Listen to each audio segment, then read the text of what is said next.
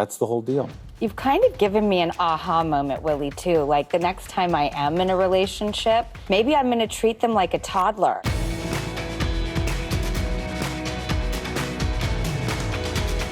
Hi, it's time for another Art of the Interview where I speak to my fellow hosts about their work and legacy to get deeper insight into what they do and why they do it. And who better to speak with than Morning Joe co-host and host of the Emmy-nominated show Sunday Today with Willie Geist. And there's the Today Show. I mean, what don't you do? I don't know. I try to I go for volume, like quantity over quality. Just always be on TV. Maybe people will take you seriously for a minute. I mean, seriously, though, because I never stop.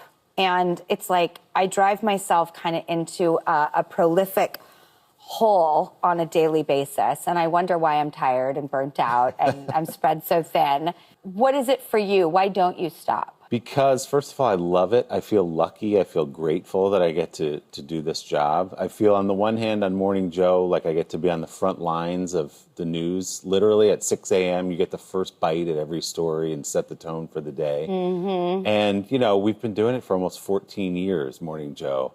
And so we've created a space where people come. You know, politicians show up, and that's where they want to make an announcement or talk about what's happening in the news.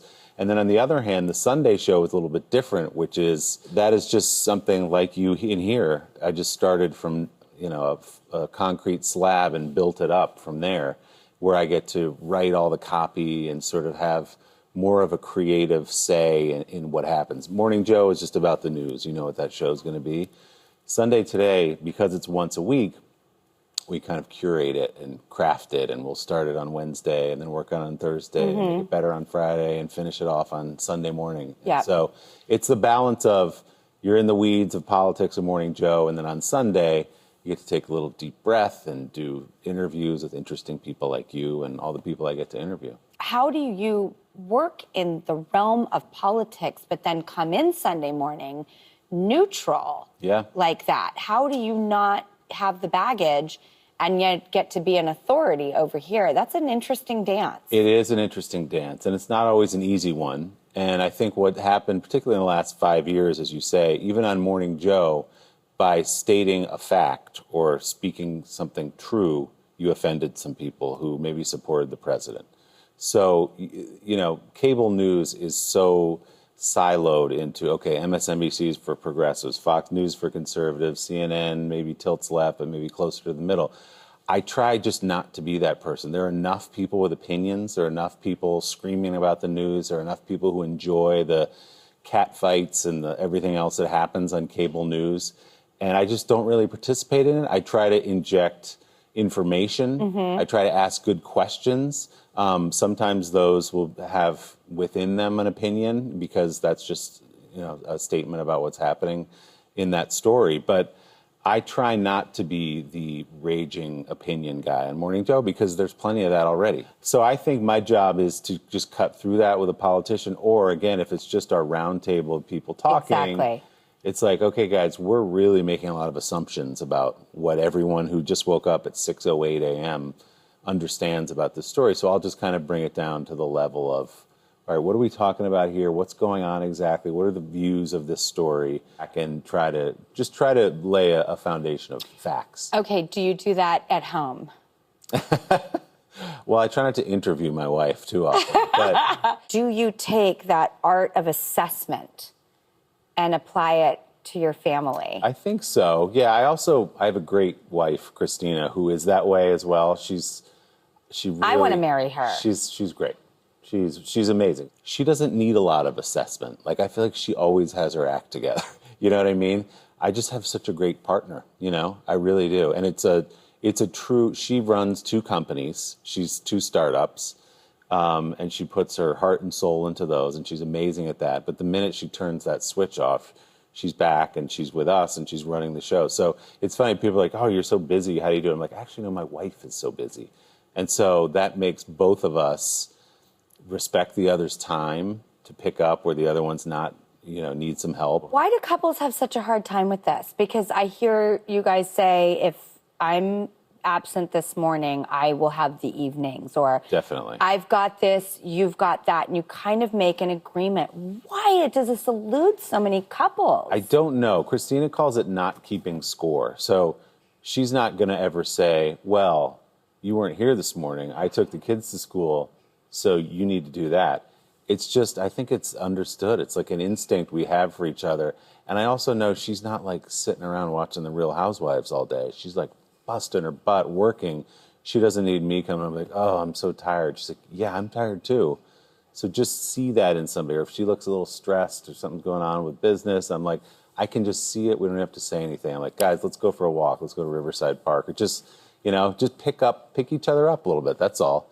Well, it's funny, as parents, you know that a little environmental change will do wonders for a child. Why don't we think about that for each other as romantic partners? Brene Yes. Brown said that her and her husband will give each other like an I'm at 30, I'm at 40. Okay, together we've got 70. Yeah. Who's pulling that extra 30%? And Yeah. are we dividing? We know that's the discrepancy. It sounds so functional. You guys are adorable, you're cute, you're sexy, you're funny. And you guys met when you were kids. Yeah, we were 11 years old. We met in Mr. Kaplan's homeroom at George Washington Middle School in Ridgewood, New Jersey. We had just moved from the other side of town, so I was the only kid. I didn't know any of the other kids at the school. And I was sitting alone in the middle of the room. And I swear, as God is my witness, looking at Christina, I was like, she's cute. I was 11. I didn't know what to do with that. I was Interesting. And she's like, yeah, I kind of remember you were kind of like tall. I looked like Anthony Michael Hall in the Vacation movies, kind of gangly. You mean tall. Rusty? Rusty. Oh, of course. I was Rusty. That was my look. That was my body type. It wasn't great, But we were friends. We were friends through high school. We were we ran in the same group. And I think that's what she always says. When you have a basis of friendship first, and there wasn't all this like romantic pressure first, we already knew each other. We already trusted each other. So we were friends middle school and most of high school. Then the end of high school, we start dating. And then I was going to Vanderbilt in Nashville, but she was already into Vanderbilt. So she calls me that summer, hey, we're going to college together. And we were both like, ugh. Kind of thought this was a high school relationship. We went to college together. And you had already been dating. Already been dating. So you're like, wait a minute, my college experience is about to get dampened. Totally. With Christina lurking around. And not a huge school, so we were going to run into each other. And we tried to break up the freshman year. We did break up. And there's some funny names in our past. Like, oh, do you still think about so-and-so? Right. Who we went on one date with. And then we did get back together. But then we broke up in our 20s. When we graduated college, Christina moved to Boston. I moved to Atlanta. And so we kind of had our 20s as single people, which is another, I think, in hindsight, was great for the relationship. Listen, I'm happy to stay home with the kids every night because I went to Studio 54 and every disco on the planet thereafter. It's true. I think if you actually live your life, then you might not put it all on another person. And we have the basis of friendship, I think, has given us not only trust, but honesty from the beginning. So when we start a fight, or if I'm being a jerk or something, which I try not to be, she will just say in that moment, like, you're being I'll use the word jerk, but that's not what she would say. I think I know what. And she just goes right to it. And then starts with a D. Yeah, or an A. D usually, though. Okay. Yeah, and I'll just start with yeah, I am. That's right, I am. And so we call each other out quickly so it doesn't fester, and it's not a thing of like, we've been in a fight all week. We have the fight, and in the moment, we settle it and identify who was the jerk.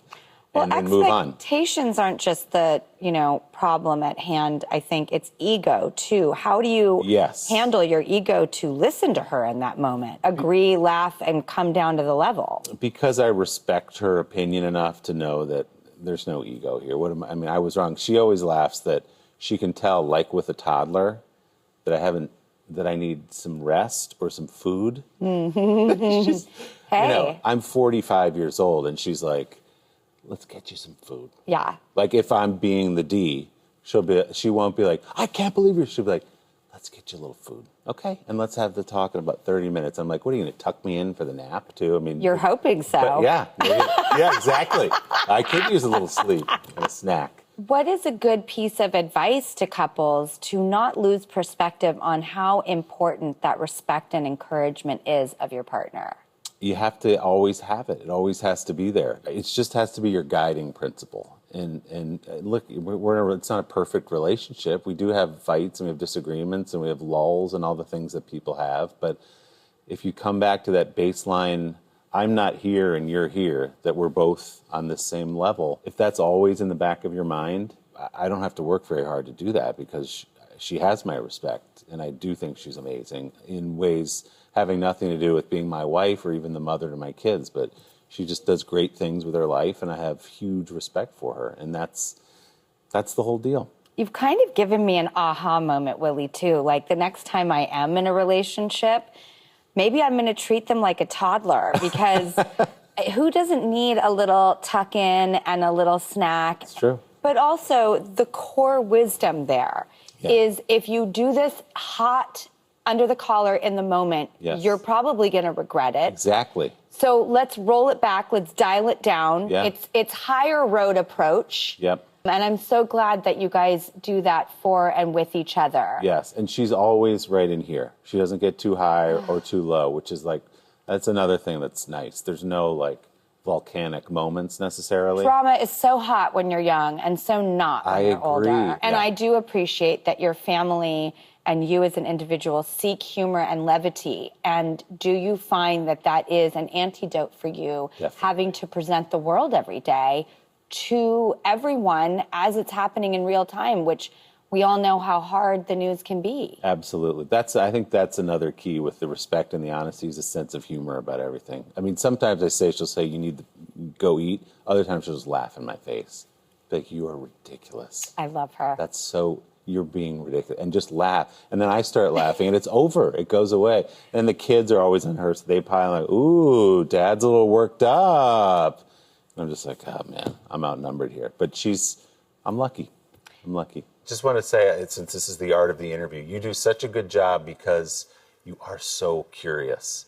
And I think you don't follow a script. And I'm the same way when I interview someone. People can give you question areas or whatever it is, but just follow where it goes. You have such genuine curiosity and empathy and openness, and to interview you is a joy. Like I was talking about before, I ask you a simple question and it makes my job so much, not only easier, but it's such a joy to have somebody like you who just is like, here it is. I got nothing to hide.